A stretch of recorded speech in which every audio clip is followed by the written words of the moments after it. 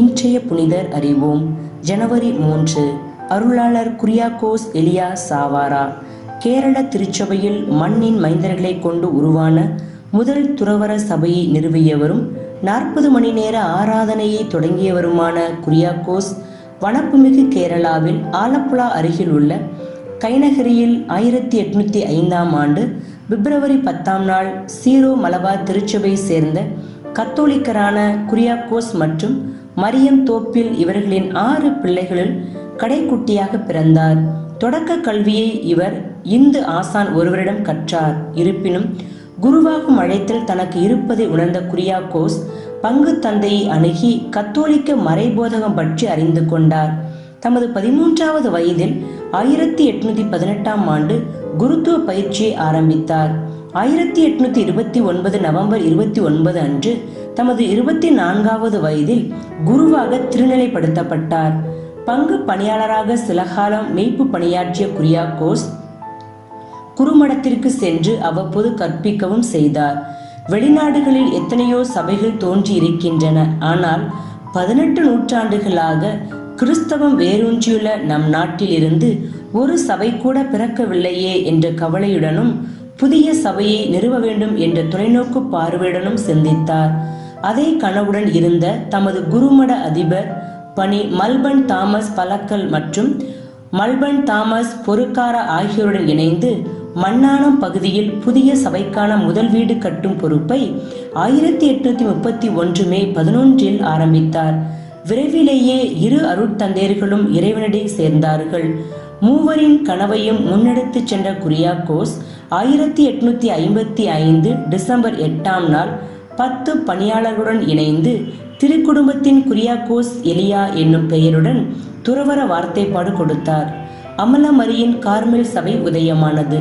சபையின் தலைவராக இருந்து குரியாக்கோஸ் தமது பன்முக பார்வையால் சீரிய திட்டமிடுதலால் திருச்சபையின் சிறந்த முன்னெடுப்பாளராக மாறினார். கேரள திருச்சபையில் பல பணிகளை முதலில் ஆரம்பித்தவர் இவரே. மண்ணின் மைந்தர்களை கொண்டு உருவான ஆண்களுக்கான முதல் துறவற சபையை தோற்றுவித்தவரும் இவரே. முதல் சமஸ்கிருத பள்ளி, இந்திய பெண்களுக்கான முதல் துறவு சபை, முதல் அச்சகம், கிழக்கு சிறிய திருச்சபையின் கட்டளை ஜெம்புத்தகத்தை தொகுத்து வெளியிட்டது, மலபார் திருச்சபைக்கான நாள்காட்டி வெளியிட்டது, முதல் ஜெப புத்தகம் மலையாளத்தில் வெளியானது போன்ற பல பணிகளுக்கு குரியாக்கோஸ் முக்கிய காரணமாக இருந்தார். குரு மாணவர்களுக்காக பயிற்சி இல்லங்கள் மட்டுமல்லாது மக்களுக்கான தியான இல்லங்களையும் நிறுவினார். 40 மணி நேர ஆராதனையை ஆரம்பித்தார். அனாதைகளாக விடப்பட்ட ஆதரவற்றவர்களை காக்க உபவிசாலா என்னும் கருணை இல்லங்களை தொடங்கினார். எங்கெல்லாம் கோவில் கட்டப்படுகிறதோ அதனோடு இணைந்து பள்ளிக்கூடங்கள் கட்டவும் முயற்சி செய்தார். சமூக சேவை வழியாக இறைவனின் திருமுகத்தை எல்லோருக்கும் காண்பித்த குரியாக்கோஸ் கடவுளுடன் எந்நேரமும் இணைந்திருந்தார். எல்லாவற்றிற்காகவும் நன்றி கூறினார். தவறுகளுக்காக மனம் வருந்தினார்.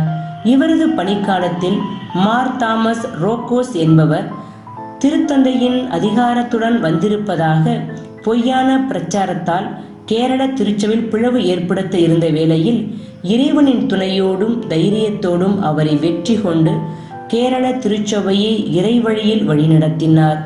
குரியாக்கோஸின் ஆன்மீகத்தை 4 வகையாக குறிப்பிடுகிறார்கள். 1. ஆண்டவர் அளித்த எண்ணிலடங்கா ஆசீர்வாதங்களை நினைவு கூர்ந்தார். அதற்காக கடவுளின் அன்பு தீயில் தன்னையே எரித்து கொண்டார். 2. தனது பாவங்கள் குற்றம் குறைகளை நினைத்து பார்த்தார். கடவுளின் அன்பு இதயத்தை காயப்படுத்தி விட்டோமே என்று மனம் வருந்தினார். 3. கடவுளுக்கு விசுவாசமாக இல்லாவிட்டாலும் கடவுள் பல சிறந்த வரங்களை நமக்கு தந்திருப்பதாக நம்பினார்.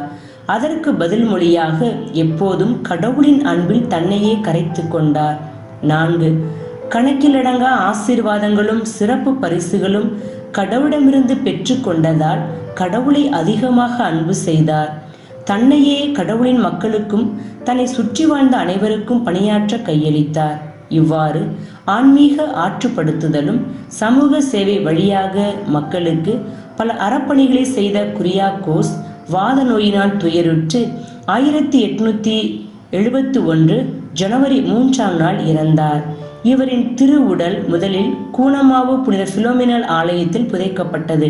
பிறகு 1889 மண்ணாகம் கொண்டு வரப்பட்டு துறவிகள் இல்லத்தில் அடக்கம் செய்யப்பட்டது.